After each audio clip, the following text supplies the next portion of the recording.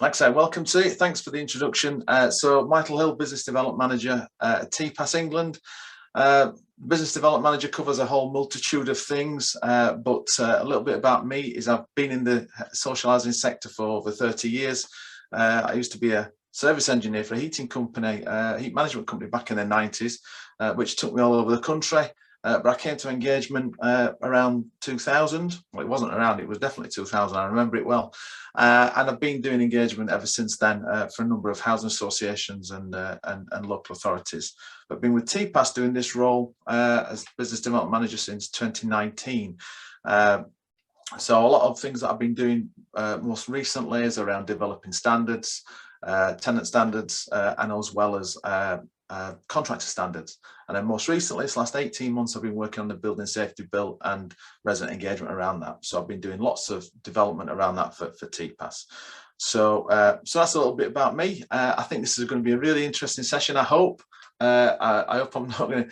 I hope you're going to enjoy it, because I think that age-old question of what does good engagement look like is quite an interesting topic, and I'm going to hopefully tease that out for you as we go.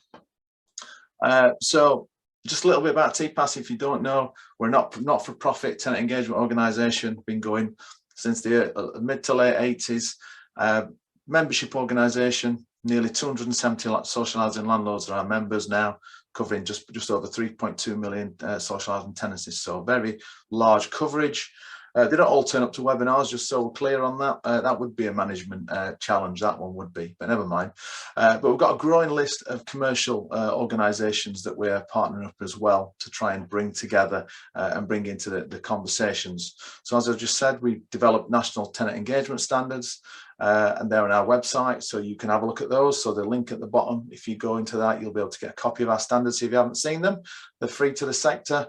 We're quite proud of that, something that we've gifted to the sector. But our overall primary concern and focus is about bringing people together who work in the sector. That's landlords, residents, commercial organisations, anybody who's in the sector. Our aim is to bring those together to create them meaningful conversations so we can drive meaningful resident engagement. So that's what we're about as an organisation. Just a brief one about what I'm going to be sort of covering today. I hope this is going to fit in with what your expectations are. So there's quite a bit that we're going to do. An hour is only an hour, so I've got a lot to get through. But what I will say is, and just reiterate what Steve said, if there's any points of clarity, please get them in so I can pick them up as we go. And if there's any fundamental questions, drop them at the end, and we'll hopefully leave some time out at the bottom of it. But we're going to sort of look at what we think you could focus on. How do we really get residents engaged? What does engagement look like, especially post-COVID? And also, how can we help you max out your potential as potentially some smaller organisations? And yeah, okay then. I was going to sort of leave an opportunity for you to sort of drop in some of your key challenges. So what I will say is, here are some of the challenges that I've heard from organisations in my time, and they've got a few here. And as I'm going through this, if you want to just drop some of your key challenges into that chat function, I'd love to hoover them up myself, just to gather more insight from people. But here are a few that I've heard as we're going along, and if you can relate to them, then that would be really good. We can't get people involved. Residents don't seem to be interested. They come, but they don't come back again. So how many of us had that, where residents come to us and then we go, but we haven't seen them again? It's quite a frustrating one. We keep getting the same faces. We can't get this group involved, or we can't get these people involved. This is one of the interesting ones. When they do get involved, all they do is moan. So I don't know if they've been key challenges for you. If they have, then I'd like you to take some comfort, because you're not in this, you're not alone. This is something that lots of people have said. And like I say, if you've got any others that you think are key challenges, just drop them in there, because like I say, I'd like to sort of gather a few more, because it's always good to sort of, make people feel like you're not in this alone. We're all struggling to deal with some of these challenges. And so hopefully what I'm going to try and do throughout the course of today's session is really try and help you relax, help you stop worrying about these things, take some comfort from the fact that we've got a lot of commonality in the sector. But hopefully what I'm going to try and do is try to give you something to think, potentially rethink what you're doing to try and help deal with some of these challenges, because sometimes we sort of get ourselves hooked up on some of these being real fundamental issues that we can't ever surmount, and I think we can if we start to focus a little bit differently on some of the things. Hey, Michael, just a couple with just to add to your list there. We've got Glynis has come in and said the same people get involved over and over again, and Alice is also talking about the thorny issue of lack of financial backing, not having enough resources basically to get stuck in. Yeah, good. Thanks for jumping in there, Steve. Yeah, in some cases, I think, thanks for dropping those two in, actually, by the way. That first one around same people over and over again sort of potentially leads to us becoming a bit lazy sometimes as landlords, because we keep getting people coming back and we think, well, we've got them, we're okay, we'll have somebody who'll turn up to the opening of our inaugural crisp packet, so we've always got somebody. But we can sometimes get a little bit down a path of going, if we don't expand, we're only getting the same voice, and that's a real challenge, a real issue. But financial absolute is a big problem. I know that, you know, and I think that's why I think part of the session I'm going to try and touch on today is about how do we mobilize more people in our service, if you like, that we've got to be able to try and stretch out our reach. Because I worked for a small housing organization of 1,200 properties, and there was a team of 21, 22 at times, but around 20, and so it's really difficult because I was the engagement person, and it's very difficult even with a relatively small number to be able to get out. So it's about how do we start to like utilize some of those other people within the team to be able to make engagement everyone's job, and we'll talk about what engagement is in a bit anyway. And just another couple of quick ones for you, just getting across to all staff that resident engagement is part of their roles and not just the resident engagement officer. But that's certainly something I think your presentation is going to be dealing with, is about embedding that across the organisation, and not just you know, the tenant officers. And yeah, we've got Carrie, I think, just kind of agreeing with you there that about trying to get tenants interested. They just don't seem to be interested. So there's just endorsing your view there. If I can get people to use the Q&A rather than the chat, that will help me, because as many of you know, I'm rubbish at multitasking. Okay, over to you, Michael. Thanks, Steve. Okay, then, that's brilliant. So keep popping them in if you keep having some as you're going along, and I'll, like I said, we'll pick them up later. So I said earlier that it's you know, quite an interesting, what good looks like. It's quite an interesting topic and a title, and I said that for quite a few reasons, and I said that because the notice of good practice is good, you know, but we know that the services that we sort of provide need to respond to our residents' needs. So we know we need to create a service that is reflective of our people, but we also know that each organisation is different. We also know that the home, the sort of types that we have, our geography, our sort of demographics of our people, their interests, their gripes, their needs, their wants, their expectations are all very, very different. So we know that too. We also know that what works elsewhere might not always work for us. So this idea of what good looks like for me is quite fascinating, because I think the problem is we can't just assume that good practice will work for us. We can't just assume that it'll always transfer across. So what good looks like is slightly different for every organisation, and I think it's about us accepting it. So I have quite a sort of schizophrenic personality when it comes to what good looks like, because I know that we need to learn from each other, but I also know that we've got to take that learning and contextualize it for our own organisation and make it meaningful. So I'm all for sharing good practice. I'm all for sort of having a look at what other people are doing, and we have to do that. And funnily enough, in the chart for social housing residents, that was one thing that was highlighted about this desire to make sure we're going out and demonstrating that we are looking at what's working well and evolving our offer. But I want to just say that I have in this session, and I always do this now, I never use the term best practice, just for a personal choice. Because I think when you start saying something is best practice, it starts to become almost elitist. And I think using the term good practice, or what good looks like, it feels a little bit more, a bit nicer, because as you were sort of just saying there about financial resources, sometimes financial resources create an issue for us. So what good looks like for us can be still quite good for us. It could be our best.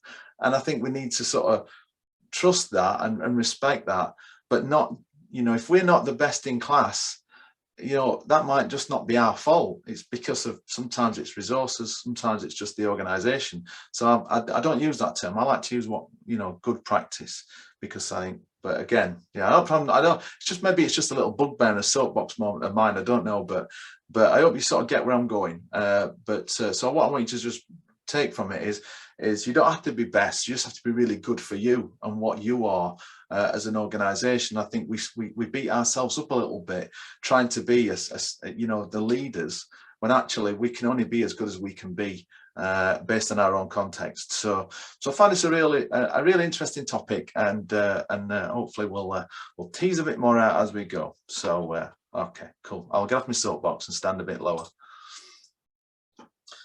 Before we move on, I just want to sort of just talk about who's in the game, who is in the game of resident engagement at the minute, because we've had a lot of peaks and troughs with engagement over the last sort of 12, 13, 20 years. It feels it's been a bit uphill and down dale all the time. But there's a lot of people who are in this sort of space, if you like, emphasising the importance of engaging with residents. So we've got the Department for Levelling Up and Community Homes and Communities, the old MHCLG. I wish to just keep this one for a bit, and then we don't have to worry about remembering another acronym. We've got the Building Safety Regulator, who's in place now, delivering the Building Safety Bill. The Health and Safety Executive, they've got a responsibility and a need to engage with residents. Then we've got the Housing Ombudsman with their complaints panel with 600 or whatever it is people, all part and parcel of that process. We've got the National Housing Federation, and they're together with Tenants Charter, all emphasising the importance of resident engagement.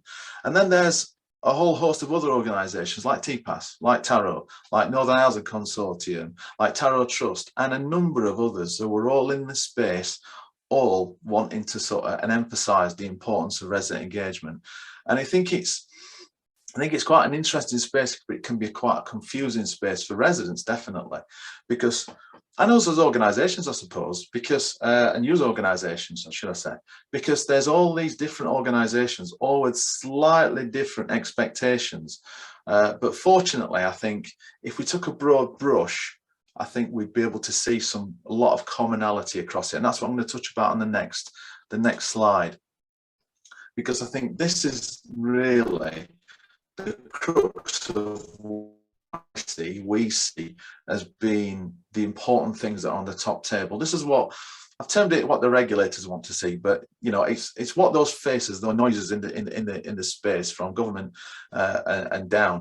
This is what they're wanting to see. As you can expect, resident safety, absolute top billing. I think being really honest, and I'm a very honest person.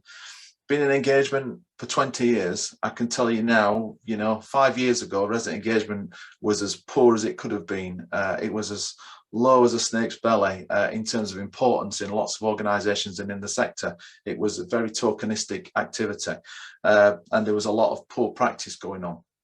And I think we all accept that Grenfell just accelerated it to being the most important thing, and shone a light on some of the things that those that were in the business doing engagement could see were happening, but didn't really have any ability to enforce or get it on the top table. But Grenfell, unfortunately, we had to have a tragedy before it came to the fore, and it really ramped up the importance on some of these things. So what the regulators and what all those organisations are focusing on is residents' safety. Absolutely, it's number one priority, which it should always be.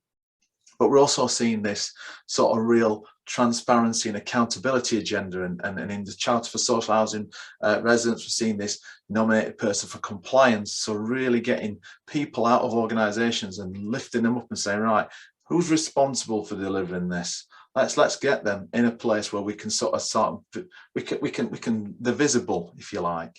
So we've got all that sort of transparency and accountability piece.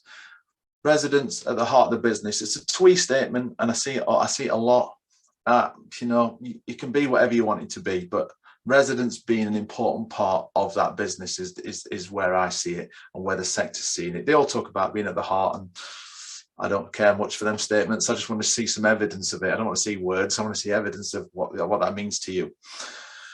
So again, transparency and accountability for performance and spending as well. That's been an interesting one in the Charter for Social Housing Residents, you know, starting to really nail down where the money's spent, how it's spent. I think that's fascinating. I can't wait to see how that teases out. Clear routes to challenge for residents so they can really get some of the issues that affect them at the top table, you know, and I will say, we shouldn't have to rely on ITN News to be able to expose something for us. We should have residents being able to get those things raised at the highest levels within their organisations as well. Doing the job, you know, that's another thing. They just want us to get on and get the job done, and make sure that we're doing it right. And that sort of responds to things around sort of professional standards, focusing on, like I said earlier, about focusing on good practice and bringing that into our organisations and seeing what we can take from that. But a huge focus on professionalism, making sure we've got the right people with the right skills delivering the jobs in the first place. Making sure that we've got some really not easy to use complaint systems, and that all other pieces around supporting residents to build their skills and knowledge. So that's a real broad brush of what we see the regulators looking for us as a sector to be responding to. And then there's a whole host of other stuff, but I think that's just the top level stuff. So what we, you know, this is what we see many organisations doing, and people sort of say, what do you think we should be doing now? And there's a lot of people in the sector who are waiting for more information from the government, from the regulator, from consumer standards reviews, and all these sort of people keep saying, what do you think we should be doing? But the advice we're giving, and what we're seeing people starting to do, is this sort of stuff, focusing on the basics, you know, using the time between now and when regulations change to start doing some of that real bottom level stuff that's really important, information and communication. And it doesn't matter what review we've been involved in, information and communication sharing, it's always one of the biggest challenges. So actually, we think a lot of organisations should start doing that. Let's review what's our information look like, how we're communicating, and especially given the last 18 months and sort of COVID and all that sort of stuff has changed a lot of what we've been doing. Other organisations are reviewing their activities. Stop doing pointless activities, and I'm going to talk about this later about how you get more for less. So that's another thing people could be doing. Be clear on what we're trying to do and focus on outcomes. Stress test the culture of the organisation. So how do residents and colleagues see? How do you and your colleagues see residents? And I think that's an interesting one for us all to probably really think about. And the cultures I'm going to come on to on the next slide. But maybe start to be a bit more open and transparent about being prepared to be criticised, objective criticism for that, to be fair. So we've seen a lot of organisations come to us for smart reviews. So tell us what we're doing. How do you think we could do it differently? Special officer from an engagement perspective. So that's what some of the things we think people should be looking at. But this is one that I really think is quite an interesting one. So what is culture? And this is a sort of a description that I think is quite interesting. I think it's the beliefs and behaviours shared by a group of people. And I think when we start to stress test our culture, we start thinking about what are our beliefs? You know, do we believe that engagement's worth doing? Do we believe that they've got something worthwhile to say? Do we believe they have a real right to say something? And do we believe that we know it all? So I think if we start to look at those sort of questions, it might give us an indication to where we are in our beliefs around resident engagement. And then that transfers into behaviors. You know, are we listening? Are we flexible? Are we inclusive? Are we supportive? Are we transparent? Are we appreciative? And then also, if you then, the most important bit of this one for me is our message, is our culture being shared by everybody in the organization? Is everyone on the same page? Do we all believe and understand the importance of resident engagement? And can everyone in our organization demonstrate or describe the impact that meaningful engagement can make? So I think that's one that I think a lot of organizations should be perhaps looking at.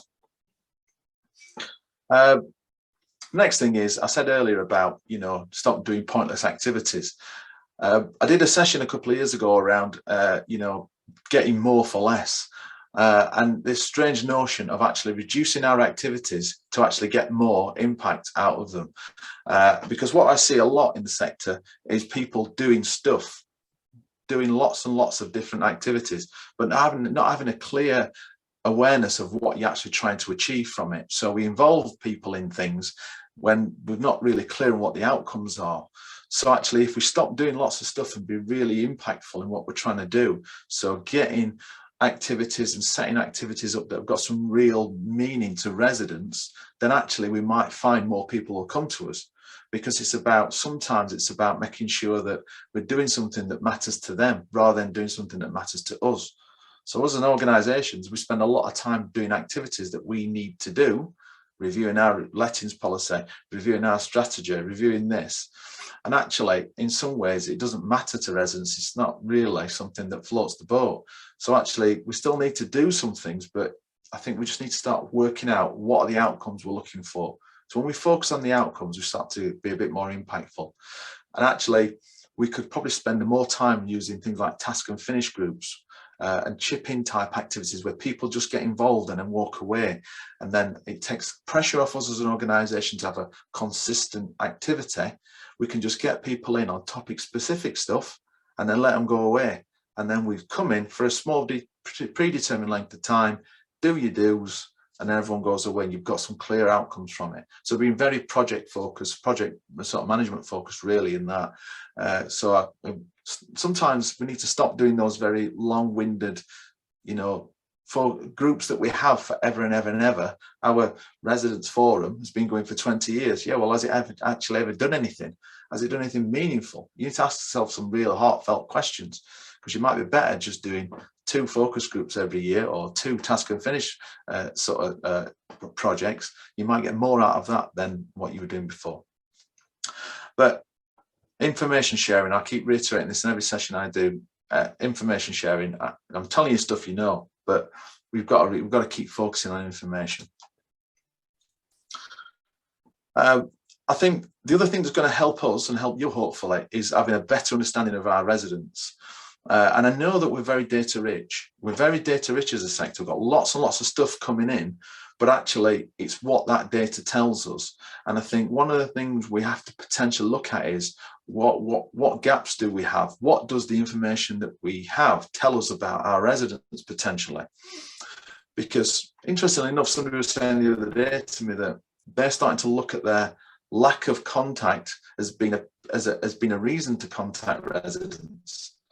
So it sounds daft, but that's somebody who'd not reported a repair for over 2 years. So the asset manager was actually rubbing their hands going, that's some money I hadn't had to spend. But then the people in the engagement team were saying, but what does that tell us? Is that realistic? Is that reasonable that somebody won't have a repair for 2 years? So what is that telling us? Is that telling us that there's some hoarding? Is there some mental health problems? Is there people doing work in the property they shouldn't be doing?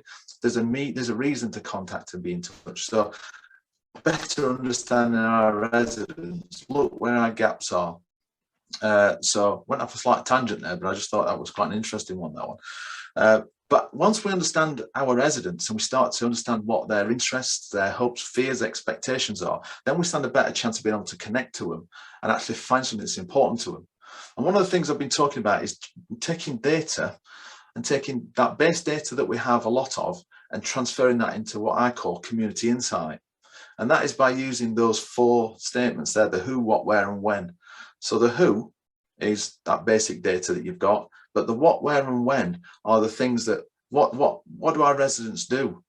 You know, what are their interests? What are their hobbies? What are their, you know, connections locally? Where do they go locally? When do they go there? It's not about snooping on your residents. It's about understanding that wider piece of what's important to our people, and especially for smaller organisations. That's even more important, because actually you probably stand a better chance of being able to gather that insight a lot easier, because they're sometimes closer to you. But that helps you understand what matters. And then once you understand that, you can start talking to them about what they think about you, you know, and that's not just satisfaction surveys, because they quite easily can get you off track. And you might think, oh, well, 86% of our residents are satisfied with the service, but what does that really mean? What does that really mean? We only start to understand that when we start to talk to people meaningfully. I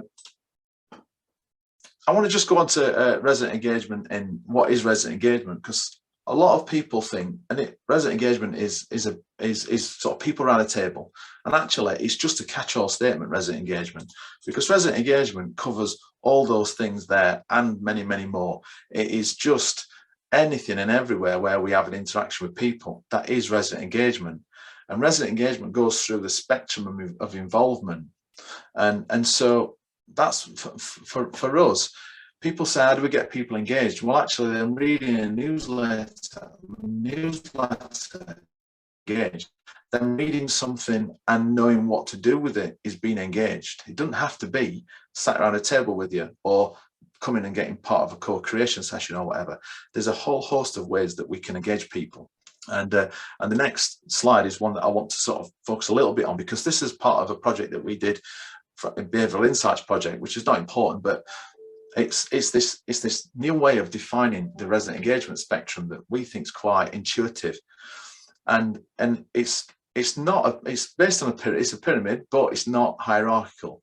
So what I want to stress is that the top bits aren't any more important than the bottom, and actually, like any pyramid, like any structure, the foundations is the key point, is the key part, and the bottom bit, the be aware, is the foundation stone for any engagement structure. This is that information area. And this program that we did with this is just created these new ways of talking about engagement. So we don't talk about information, consultation, participation and control. We talk about being aware. We talk about opting in. So be aware, which might just be read your latest newsletters, look at our social media and our website. Opt-in might be around, maybe you might want to complete a odd survey to become, you know, or potentially just send your email address and we might survey or contribute, consult with you later. But then chipping in might actually just be you occasionally doing something on a very parochial basis. It might just be stuff that's topic specific to you. But I think the thing with this is what we tend to do as organisations, if we try to shoehorn people in that top three. And actually, what I like about this structure and the way that we've designed this is that it perfectly demonstrates where people get engaged with us. And where they get engaged with us, primarily, majority of them, is at the bottom end. And actually, the majority of people fit into that. And that's perfectly represented by the triangle for me. And actually, there's less people likely to get involved and engaged at that top level. But we spend a disproportionate amount of time on that bit.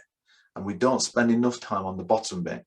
And actually, that's where that's where people start to develop confidence in you, trust in you, and potentially move up that spectrum. So what we need to create is opportunities to let people migrate up and down this spectrum, depending on what their interests are. So if we get all the great information out there and make people well aware of what we're doing, how we're doing it, why we're doing it, when we're doing it, then they might start to opt in, which might lead to chipping in, which might lead to them being part of them co-creation type activities at the top end there. So I hope that looks okay for you, and it'd be interesting to see what you think about this. But I just think it feels quite intuitive. It feels a lot more comfortable, but it perfectly demonstrates where we need to spend a lot more of our time, and it's at that bottom part of getting that information communication right. Just one for all the resident engagement staff out there. Have you all feel like this a little bit sometimes? When we get somebody wants to get involved, we feel like that woman she just got off Ghostbusters, that is, where she shouts up to the guys, and we got one, eventually got an opportunity to go out there. It feels like that sometimes as resident engagement staff. We've got somebody, so we nail their feet to the floor and don't let them out of the room. But we need to just take those nails out of the boots and let people migrate. I know it feels quite euphoric when somebody new gets involved, but if we suffocate them, it can be just as bad as not having anybody in the first place. So sometimes we just got to relax a little bit and chill and let them migrate as much as possible. Another film reference for you, because I think sometimes we potentially missell resident engagement. So we think it's a bit like the Pinocchio film where all the boys are sold this joy and pleasure of Pleasure Island with all the things they could do, but not realizing they're going to be turned into donkeys and then carted off to the salt mines. But sometimes in engagement, we paint a lovely picture of come and get involved, make a difference, blah, blah, blah, blah. And then when they get in, it's not embedded. So I think sometimes we just need to be a bit honest about our opportunities, be clear on the depth of influence, make sure we're clear on time, make sure we're clear on all those bits to make sure that when they come in, they're not sold a pup. You know, we want them to make sure that they're coming in and getting what it says on the tin, because sometimes we don't. Sometimes they come in and then it's just me and you and that's it, and nobody else in the business cares about it. So we've got to get that spread a little bit into the business. So sometimes I'm skipping through these slides because I'm just conscious of time actually, and make sure I need to keep my eye on time. So people said to me, how do we get people engaged? $64,000 question. And then I ask the question is, why would they? So that's it. Why would they? And then it tends to stump people, because then people start scratching their head and say, well, actually, I don't know, you know. And we're all very, very well intentioned in doing this. So I'm not trying to beat people up, but, you know, we just got to look at how we're framing some of our engagement opportunities, because, you know, people only do things that matter to them. It's not about us. So we sometimes go out and say, oh, do you want to help us with our lettings policy review? No, well, no, you get on with it. That's your job. We want to hear what you think. Well, I'm not bothered what you think. Not bothered what you want, you know. Who cares what you want? Getting involved will build your CV and help you build skills. And if you turn that around, you can say, well, is that you saying I'm thick and I need that? So we've just got to be careful about how we're phrasing sometimes, because we can sometimes focus on our needs sometimes and really sort of maybe just we've got to change the focus of why people are going to get involved, and we've got to sort of take it away from our needs, because if it's about us, why would anyone care? But residents largely are not overly bothered about whether you need to be compliant. They're not overly bothered whether you need to get residents part and parcel of your service. So we need to start changing that narrative and stop thinking about what we need and start thinking about what they need. And actually, when we flip that over, then actually we get what we need in the end. We've just got to think about it a different way, really. We've just got to come around it from a different angle. And again, I'm not trying to beat people up. We all do this because trying to get on with the job. We need to do some things, but the shortest route is not always the best route, because we shortcut it and we're trying to sort of just get there as quick as we can. So again, I keep coming back to this. Start with your information and communications. It's that foundation stone. If we get that right, if we start to be really, really good at delivering just some basic good information and communication based on preferences as well. So it's got to reflect our organization. It's got to reflect the people.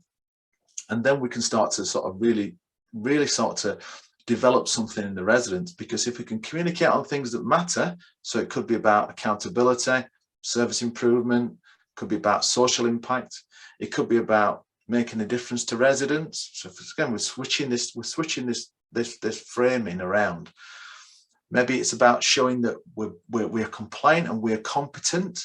So it's demonstrating that we're doing a good job, we're getting this right, we're doing this, and evidencing that we are doing what's expected of us. It builds that potential confidence in us. And then there's maybe this area of, you know, showing we care about people. So this is what you've told us, and this is what we are doing as a result of that. And this is going to make it better for you. So if we start doing that, we can start to build this feeling, and this, it hopefully starts to swell that support for us and that warm feeling that people get that we're actually doing a good thing.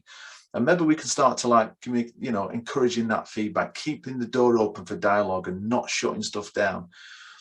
So I think if we can start to do that, we can start to build that confidence. And if that first block of that being aware is really, really good, really develops confidence, you know, trust, and feeling that you're caring, then people then might start to slowly migrate.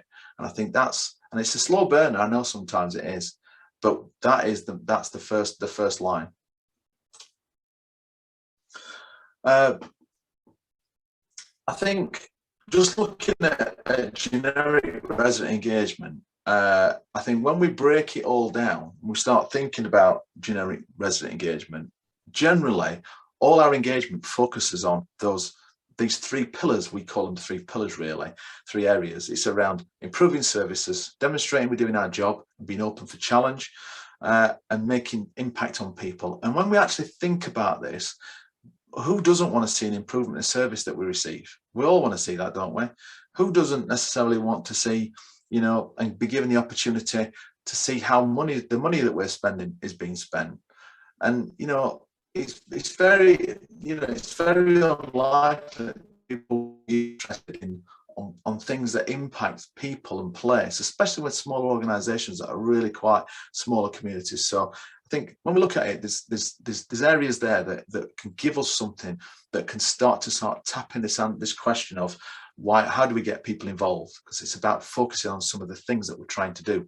So when you go back to your engagement and you start looking at what you're doing, you can probably list 50 things of lettings policy reviews, blah, blah, blah, blah, blah. You know, it's how we frame what that's given at the end. So generally, if we're reviewing a policy, it's about improving the service. So it's about going out there and talking about, we're trying to improve this. We want to know what you think about this. What's your experience of this? Because it's all about trying to create that improvement. So I think it's about focusing on the benefits to residents. So maybe it's about using phrases like, you know, how do you think we can improve our service? These are all very open questions. And I think again, in the sector, we sometimes get a bit focused on trying to provide answers and then looking for ratification of our answers. Well, actually, what we need to do is ask a lot of open questions. You know, what part of this service frustrates you? What part of this do you like best? You've recently experienced this. What do you think about it?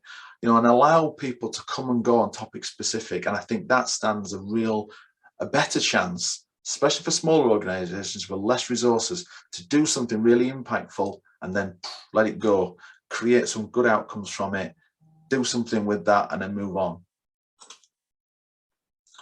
I am skipping through this, I hope you don't mind, Steve, because I'm really conscious of time. I've talked for all day. So resident engagement post-COVID, what are we seeing?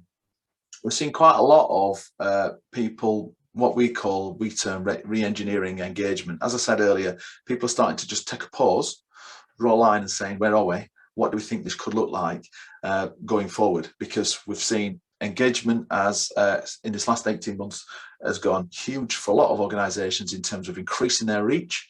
A lot of organizations in terms of digital engagement has been huge. But there have been a few people that have not necessarily fallen by the wayside, but are waiting for face-to-face to come back. So, but what we're seeing is organizations trying to re-engineer what that looks like. What are we going to commit to in the future? What can we get buy-in to make our engagement meaningful going forward? Because in the past, it was very people in a room specific at times. And what we can't have really is a move to a complete digital world, because we'll leave some people behind that are a bit more attuned or a bit more likely to be involved with us more face to face. So we are seeing a lot of people sort of focusing on this hybrid engagement of doing a bit of both. So that is definitely working well in a lot of organizations and seeming to get some good results. Again, we've got to be comfortable with it for everybody. It can't just be a landlord desire. You've got to get that buy-in from residents to move towards that. We've seen a lot of organizations create their own resident engagement platforms. And I know for smaller organizations that can be costly, but I've got a link later to an organization that we're working with on our engagement platform that's a real, potential for a lot of organizations who are smaller with less resources. So that could be a good thing if that's something you're interested in. Obviously, digital chatty apps, sort of like WhatsApp, and one called Hey Hub, which is a relatively new one that's out there. We're seeing a lot of that. It's nice and easy. Lots of people have got.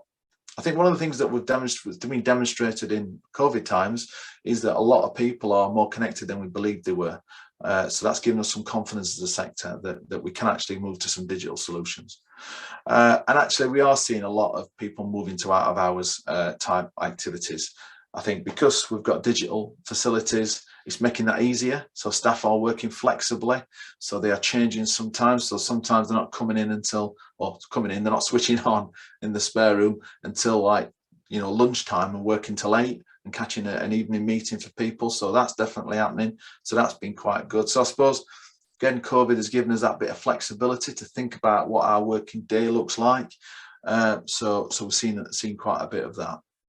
So that's just a general overview of that. I think one of the things, as I said earlier, I worked for a small organisation, 1,200 properties, and the majority of our properties within 5-mile radius of our office. And I think when I spoke to Steve about this, and we're talking about this session, a lot of you are smaller organisations. I think sometimes we get sort of focused on what we can't do instead of thinking about what we can do. And actually, what I like to focus on is actually when we're smaller, we can sort of really potentially max our potential if we get everyone bought into it.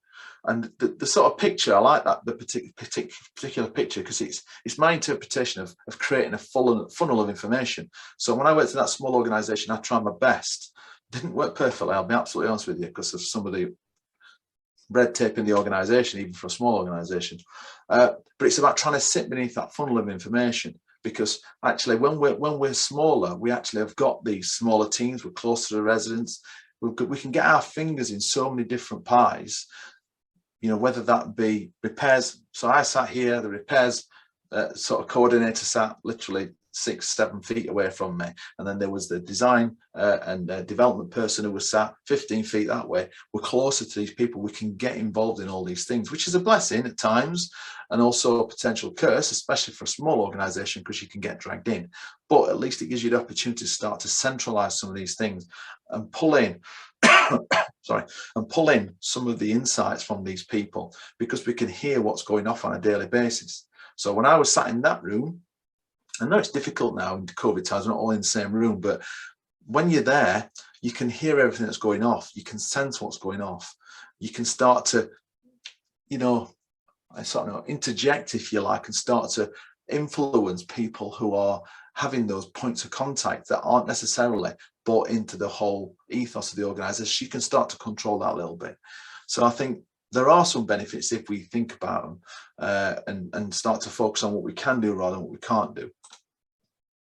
So I think some of the things we can do is centralize all gathering of all our resident interactions. So what we can't have, especially in small organizations, is surveys going out from different parts of the business and not being collated together and everyone understanding what the feelings are from people, because sometimes that's the big problem. And that organization I work with, they used to send a new home survey out to residents, and I'd never seen it. And then I just by chance saw this survey and said, who's writing this? And who's gathering it? It's because, for one, it was written absolutely poorly.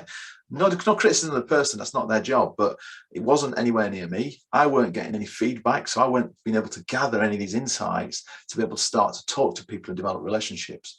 So we need to centralize that. I think then we can start to gather all those touch points.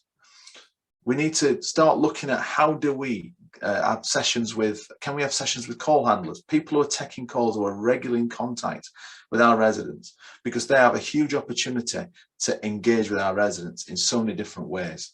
And actually, as I said earlier, resident engagement is lots and lots of different things, and conversations on telephones are them as well. So there are opportunities, if your call handlers are attuned to some key things around understanding what we're trying to achieve as an organisation, you can sometimes pick it out. And I know I've had staff who have been really good at this, who have said, Michael, I've been chatting to this such and such, she's a really nice person, this and this, I think she'll be really good. I spoke to her about it, she says she's happy to have a chat with you. Little things like that give you little leads, little opportunities. operatives a huge opportunity. They're the ones who are in contact with majority of residents all the time. I think we need to get them part of the business. And sometimes, especially if you've subcontracted the job out as well, so if you're not delivering your own repair service, it can be a bit of an issue. But that's about, what are you saying in your contracts? What responsibilities are you putting on your sort of repairs and maintenance sort of organisations to make sure that we're getting information back, because they are, by de facto, a part of your business. So you need to be sort of sucking some information off them as well, because they've got a tremendous amount of information and knowledge. As a service engineer, when I was in the days, some of the stuff I could tell you, they used to tell us all sorts. And way back in the 90s, we didn't have a relationship with a landlord like that. But today I would be having that relationship. I can tell you so much information. And then especially with small organizations, getting busy with the local community, and really that's where that what, where, when, and what, where, who, what, where, and when. God, I got my teeth, I got your teeth, and Steve. The who, what, where, and when becomes really quite important, because that's going to give you information that not many of the big organizations can get. They just haven't. They haven't got. Sometimes they've not got the locality to be able to do it. They've not got that local contact. So if we get busy with that local community, we can start to focus on what matters to people. When we focus on what matters to people, then we can actually start to maybe engage them in those things. And that's what that small organization I work for, we started doing a little bit of this, and we were volunteering at a library, volunteering at a soup kitchen, volunteering at a gardening project. We were volunteering all over the place, nothing to do with housing, but we're starting to understand the local community, so we could start to engage them in things, start talking to them, things that matter to them.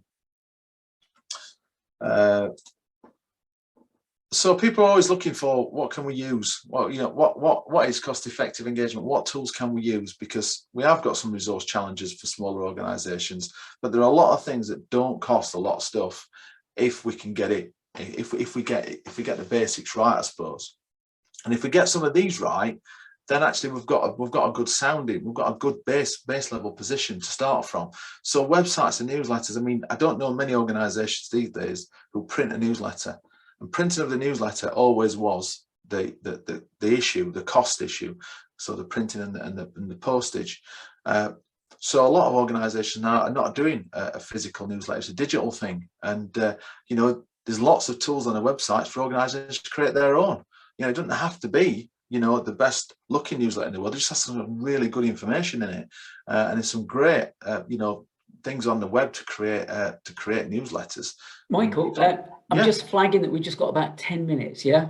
Oh crikey! Sorry, and we've got some questions. Yeah. But he got a couple of slides. Thanks. All right.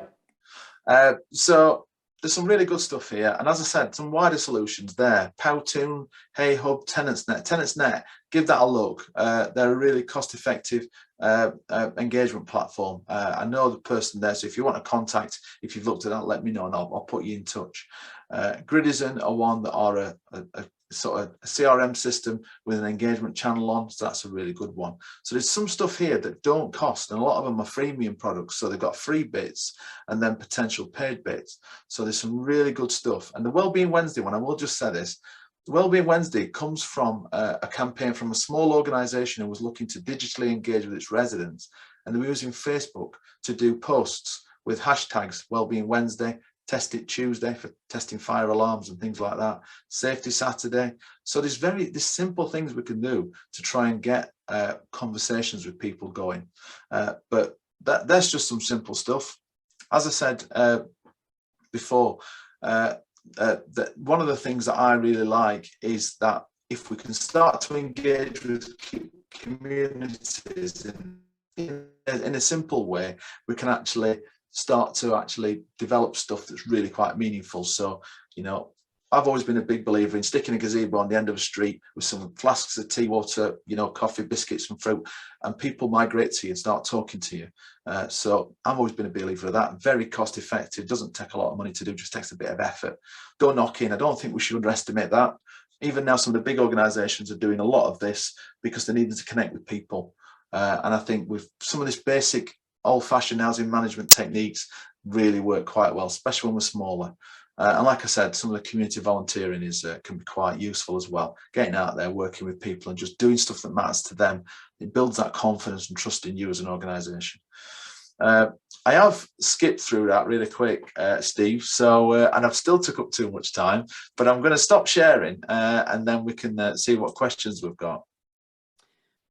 Thanks for that, Michael. It was really thoughtful, and I think lots of practical ideas that people can get to grips with. I really like the triangle, as did Rachel, as a basis for thinking through an engagement strategy. It's good. I think the other things that you've said around proportionality will give smaller associations a lot of comfort in that there's no need for them to feel like they need to jump through the same kind of hoops that perhaps bigger organizations do. Right, so I'm going to crack through some of the questions.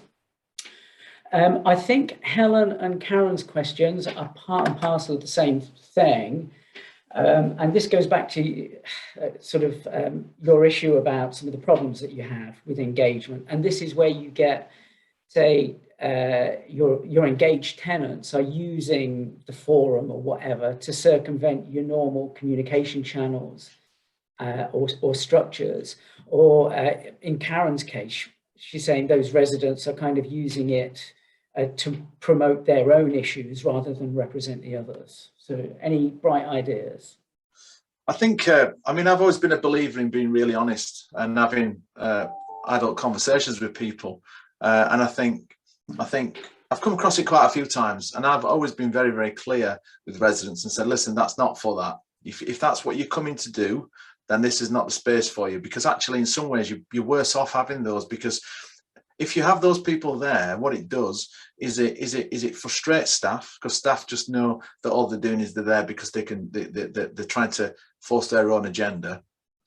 And anybody who's there with a very altruistic sort of sense, who's trying to do it because they're trying to do a good thing and being involved, get annoyed and frustrated, and then potentially start re-challenging back, which then creates this, you know, antagonistic sort of environment. So I'd be very clear in any terms of reference that, you know, obviously we all put these things in terms of reference, don't we? It's not for personal gain, but how often do we really, really challenge it back? And actually what we need to be able to do is demonstrate that somebody is doing something very selfishly, and tell them that it's not acceptable. And if that's the way they're going to carry on, then this is probably not the right forum for them. I wouldn't kick them out necessarily. What I would try to do is try to say, well, maybe this is not the right forum for you. Maybe this is the service that you might be able to. Maybe it's a suggestion scheme that you might want to be part of, or just give them something else to do. So I would take them out of your collaborative environment, and I would move it and encourage them to go somewhere else if they can't change their behaviours. That's what I'd be doing. I won't kick them out, because you don't want to just set people on your bike. We don't want you. But I would try and frame them somewhere else and show them that this is for this, and if you want to do that, then that's for you over there. So that's what I'd do. Good stuff.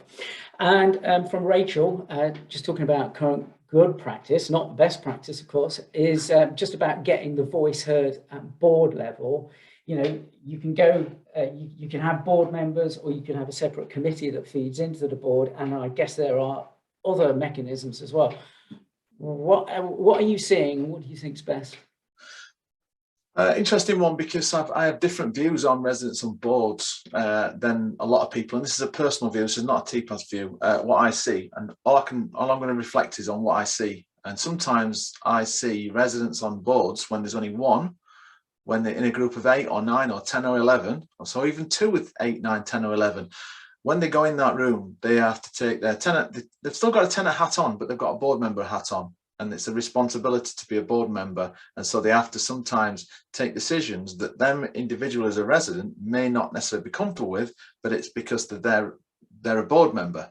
So sometimes being on a board, if the board want to also be devious, can control them too. So sometimes being in a board scenario, you can actually feel like you've lost power, because you're fighting the fight when you've got another 8 or 9 in that room that are on a completely different path to you. So I'm not saying residency in boards can't work, because it can, but I think we just have to be careful. And sometimes we see like almost resident resident liaison groups where they've got a connection to the board, where they have a representation to the board, but they make their own decisions and they present stuff to the board. It's just as powerful as being on the board anyway. In fact, in some cases, it's more powerful because they've got their own structure. So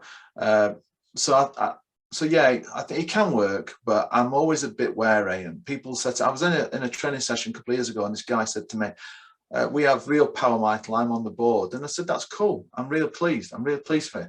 I'm sure that works well, but just be careful that you've got to put your board member hat on. So you've got to do what the right thing is for the organisation. And that's not always sometimes what you want as a resident. So yeah, it's a challenge. But for me, I'd be having a really honest conversation with your residents and your board about what meaningful resident engagement is. Yeah. No, good answer. It's another one of those, it's not clear cut, it's not binary. There's no right or wrong. And I think your point that you made quite early on, where context is everything, is quite important.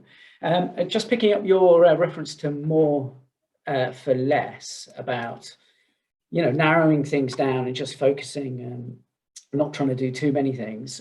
Tony's point is, would that be acceptable for a regulator? And I guess if we think back to the days of the Audit Commission, where I think organisations felt lots of pressure to apply best practice as dictated by an Audit Commission.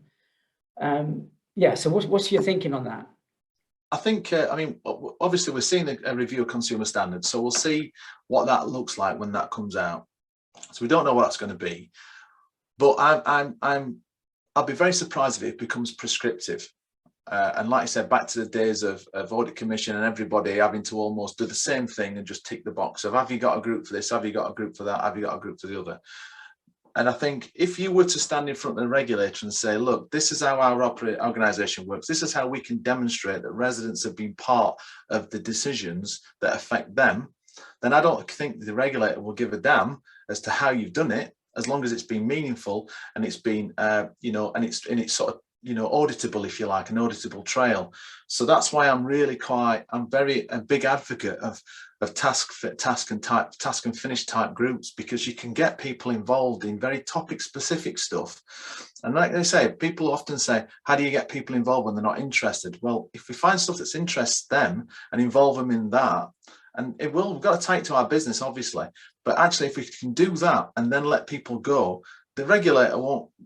I cannot believe for a second that the regulator is going to say you can't do task and finish groups because you need to be involved in a strategic group forever and ever and ever, because actually that is not good for us, because we have people involved for 5-10 years and then that voice gets dumbed down, it gets squeezed down. And actually I will this might be controversial, but the longer residents become involved, and might sound controversial, the longer residents become more involved, the more they become like us as an organisation, and that's actually what we don't want.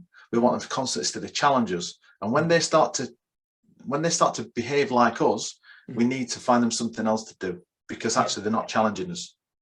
Yeah, no, I'd completely agree with that. I'd also endorse what you said about the way that the regulator's likely to take this. I mean, neither of us can preempt what's going to go in these revamped standards, but I have been in very recent meetings with the regulator on this. As far as regulating the smaller association sector, it is going to be proportionate. It is going to be business as usual. And with stuff like this, it's exactly as you said.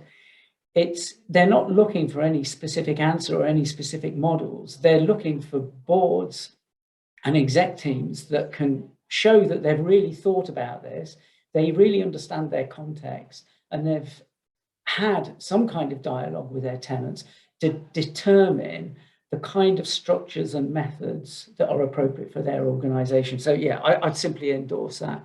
Right, I'm just about to overshoot with time, but I want to bottom out these questions if I can. Rachel's got a couple of sort of picking up the digital slide that you had. And she was just wondering if TPASS has done any work around the digital challenges for rural housing associations. Not necessarily done any work on that. No, we haven't. But obviously, everyone that we talk about who's got that sort of digital, got that geographical spread across rural, will always talk about you know, poor connectivity. I think it's, I mean, I'll be honest with you, I'm in Sheffield, which I think is a big city, but I'm in the outskirts and my internet connection is terrible to the point where I can't share videos. I can't put a video on a presentation I do because it won't play. So no, we haven't. I'm sure there'll be some. I'd be surprised if no one's done that. I'm just going to make a note, Rachel, because if I will have I'll ask around some colleagues, and if I do find anything, I'll send it through to Steve. That would be great. And yeah, I mean, if you have got some kind of project development shopping list, it might be a good one to look at. To add to the rest that I've got. Absolutely. And just a very brief one, it could almost be a yes or no one, is you mentioned Hey Hub. Is that encrypted end to end like WhatsApp? Would you know? I believe it is. It's a contact I got from Guinness Trust, the guy that's trialing it with their residents, because he's big in building safety and they wanted something that they can do for local areas. But yeah, I believe it is. But you'd have to just check that out. If you just click on the link, you'll be able to get a look. Fab. And very last one from Kate. And her question is, what support is there for engagement workers who need to help affect change in culture within their organizations? And basically, you know, navigate dealing with those who are resistant to change. So it's the age-old question. You've got an engagement worker there who's trying to get everybody on board. Engagement's part of everybody's job, but you're coming across cultural resistance. I think again, I think it's about framing why would they want to. So if you've got, repairs operatives are classic ones, lettings officers are my other bugbears, if I'm honest with you, because they just want to get a property let. So they've always been one of my nemesis. So I've got to sort of work about how can I demonstrate some benefit to them. So it's a bit like in anything, if we want somebody to do something, we've got to try and take away from what we're trying to achieve, and how can what resident engagement gives support and benefit that member of staff. So I think we have to go around a different way, because if we go at them straight at the head, they'll just go, oh, my job's just letting properties, I've got this target to meet, that's all I'm doing, and that's what I'm getting challenged on. So for us as engagement people, demonstrate the benefit that it can bring them as an individual. I think them, and again, it's the slow burners. It's going up and sitting on the edge of the table and have a natter about what interests them, and sometimes we have to. It's crazy, isn't it?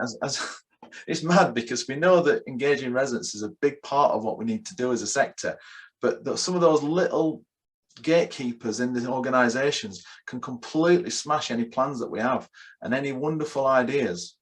Again, you know, asset managers and other ones actually are the worst ones, because they just want to send a survey out. Well, actually, no, that's not good enough. We need to do a bit more work on it. So it's about developing relationships really, and finding what part of their business do you think we can start to impact positively on, and then it starts to make more sense.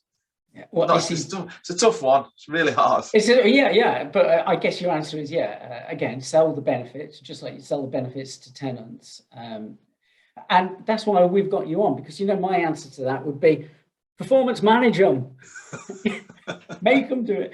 But that's why you're here. So, Michael, thanks. Sorry, Steve. Sorry. Interestingly enough. In some ways, if you've got somebody who buys into resident engagement higher up the tree, sometimes it's about almost like maybe if you can't do it there, you know, who else is going to do it then? Because ultimately, we can't wait for 2 years to build a relationship with Jeff over there, because he's a pain. Yeah. Sometimes it's about performance management. Absolutely. No, again, I mean, my view with a lot of this cultural change, if you're further down the food chain, for want of a better explanation, you've been tasked with doing something like this that has a major where cultural change is actually required. I don't think you can do it without buy-in from the top and having that kind of clout and somehow dribbling it through the performance management system, where so for instance, something like tenant engagement, if you really want that to be part of everybody's job, well, it has to be in people's job descriptions. And when they have their one-to-ones or their performance reviews, there has to be some kind of chat about how they're demonstrating those kinds of behaviors. So yeah, I'm kind of poking fun at myself a bit, but I think it can be done in a way which is somebody not standing over you, sort of jabbing you in the neck, kind of saying, you will do tenant engagement. I think people can be inducted into it. This is the kind of culture of our, if you're working for us, we care about tenants. It will be part of your job, and it will be part of how you're kind of judged at one-to-ones. But anyway, I'm rattling on. We've overshot by 8 minutes, but hopefully I think that was really useful to everybody. As I say, Michael's slides will be available, a recording of this will be available. Thanks everybody for turning up and tuning in, and thank you, Michael, for I think what was just a really useful catch up on tenant engagement 2021. No, thanks. I really enjoyed it. So yeah, if you're not TPASS members as well, feel free to click on the link and come and join the party. Yeah, good plug. Okay, cheers, Michael. Cheers, Thanks, everyone. See you all at a future one of these.